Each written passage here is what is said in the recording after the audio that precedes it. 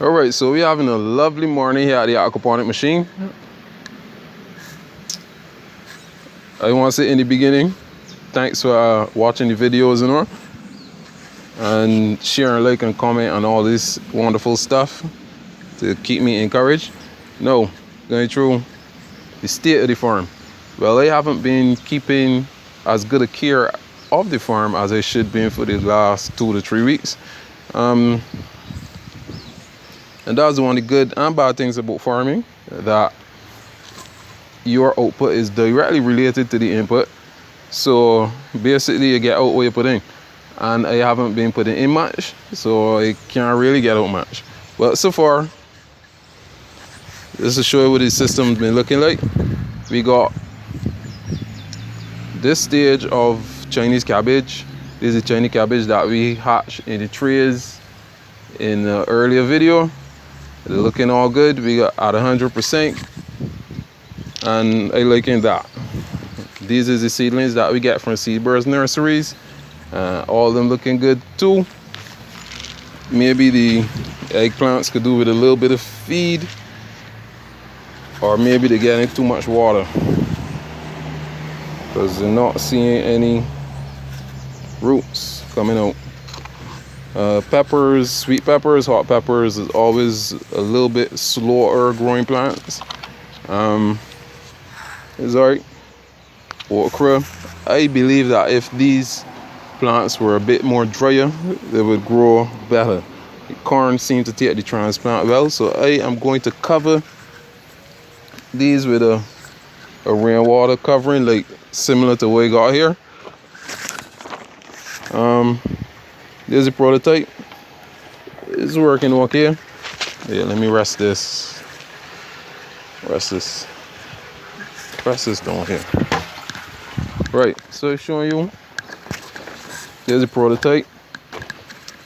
Instantly what I realized is that I got this wood on the inside of the grower bed, but this wood needs to be on the outside of the grower bed, so that the water could come straight off and not go into the system, because water going into the grower bed is the same thing as a watering cycle when the rain falls, and we don't want that. So as you can see, the lettuce ain't really germinate. I put that down to the constant moisture from the rainfall, and also what did germinate has been eaten by caterpillars. Okay, the tomatoes, they're looking excellent, like 80% germination rate. And these other 2 trays we're about to wait on, we're still waiting on those to germinate and see what's going on. So hopefully by keeping the rainwater off of these and watering only when I want them to be watered, that we will get a higher germination rate. Now I have to cover the front of this here from the seedlings. As you can see, these cucumbers, they're looking good. They need to be transplanted, so maybe I can take out this broccoli, because as you can see, I just breed in a lot of cabbage moss with these broccolis here right now, because I haven't been manually removing them, because I'm tired of this. Broccoli is a cool weather plant. It can need specific conditions to grow in Barbados. A couple of them did produce heads, like this one they started to eat already. That one out there got some heads too, but for the major part, it's not a crop that I will grow again. There's a problem that I noticed. I plant 2 crops that are similar in growth patterns at the same time, which is the spaghetti squash and the pumpkin. So what happened is, I don't know the difference between the 2, right? So in the future, what I am going to do is not grow 2 similar crops at the same time, right? Also, that would kind of save me from cross pollination and these kind of things. And speaking of pollination, it looks like we are about to get some female flowers coming out on this plant. So you can notice this got a bulb on it, and then the flower is about to open. So I mean there's a female flower, but this one doesn't have a bulb. Here, let me get a closer shot for you. See, this flower at the base got a bulb, so that's a female, and this one at the base has no bulb, so that's a male.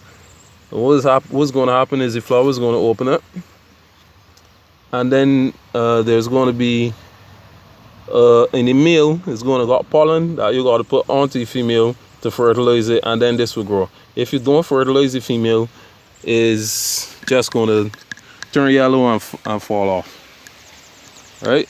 So like for instance, this is a male flower. Right? If you look down inside, you can see a little thing. I don't know if you had any children days and you know it was a nosy from the hibiscus, where you kind of pull out the nosy and stick it on your nose and go a mock nose. You used to do that as children. I know I was really dating myself in these videos though, but yeah.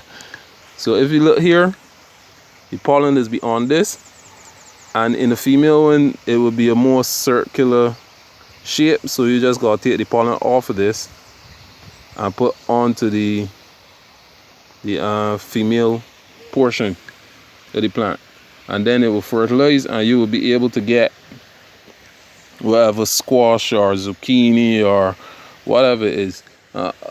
I have read that these flowers are edible. I don't know how true, but yeah, it could be edible. Called in got taste. That's for sure. But basically, I haven't been feeding the fish at the rate that I should, but so we ain't getting the growth that we are accustomed to, and the grass and all this thing want cutting. So I got my work cut out for me in the next 2 weeks to get this farm back up to speed. But I want to say thank you for watching. Thank you for encouraging me. Thank you for leaving your comments and your questions and things, you know. Just let me know that what you're doing actually interested to you, and that is spreading my joy and my knowledge. So once again, like, comment, share, and thanks for watching.